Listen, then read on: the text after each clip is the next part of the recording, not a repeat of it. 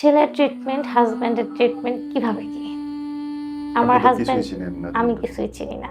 আর আমার হাসব্যান্ডের কোনো ভাই-বোন নেই।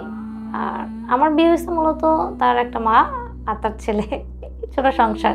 আর সবাই আমি বাসার ছোট মেয়ে। সবাই আরেকটু যেহেতু ছোটবেলায় একটু শর্ট টেম্পটেড হয়।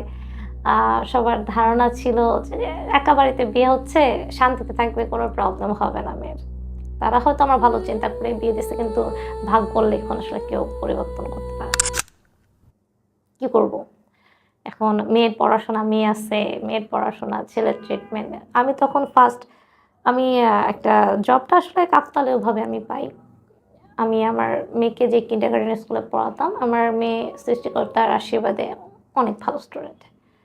তো আমাকে একদিন ওই স্কুলে একটা টিচার অ্যাবসেন্ট ছিল।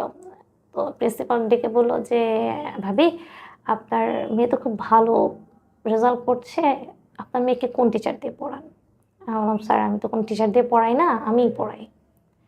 তো বলল যে, "তাহলে তো বলতে হবে আপনার পড়ানোর স্কিল অনেক ভালো। আসলে আমাদের তো একজন টিচার দরকার, আপনি কি জব করবেন নাকি?" তখন আসলে আমার দরকার ছিল।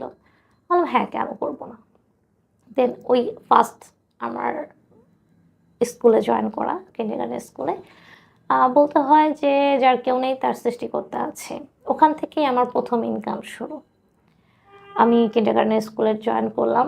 দেন তারপরে একজন স্টুডেন্ট ৳৩০০ আমার ফার্স্ট ইনকাম ছিল ৳৩০০।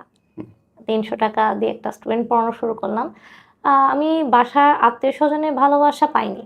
কিন্তু আমি বাইরের মানুষের অনেক ভালোবাসা পেয়েছি। একজন স্টুডেন্টের থেকে আমার ওখানে তখন প্রায় ৪০ থেকে ৪৫ জন স্টুডেন্ট ছিল এবং হুম। এর থেকেই আমার ছেলের ট্রিটমেন্ট প্লাস আমার হাসব্যান্ডের ট্রিটমেন্ট শুরু হলো। আ তাও আসলে টিউশনি করে তো আসলে ট্রিটমেন্টটা সেভাবে চালানো সম্ভব না। তো আমি তখন একটা প্রজেক্টে সফটওয়্যার যেহেতু সফটওয়্যার ইঞ্জিনিয়ার ছিল আমার হাসব্যান্ডের কোম্পানি একটা প্রজেক্ট ছিল এডুকেশন বেস। তো ওই প্রজেক্টে আমি কাজ শুরু করি। ওখানে আমি ২ বছরের মতো কাজ করেছি।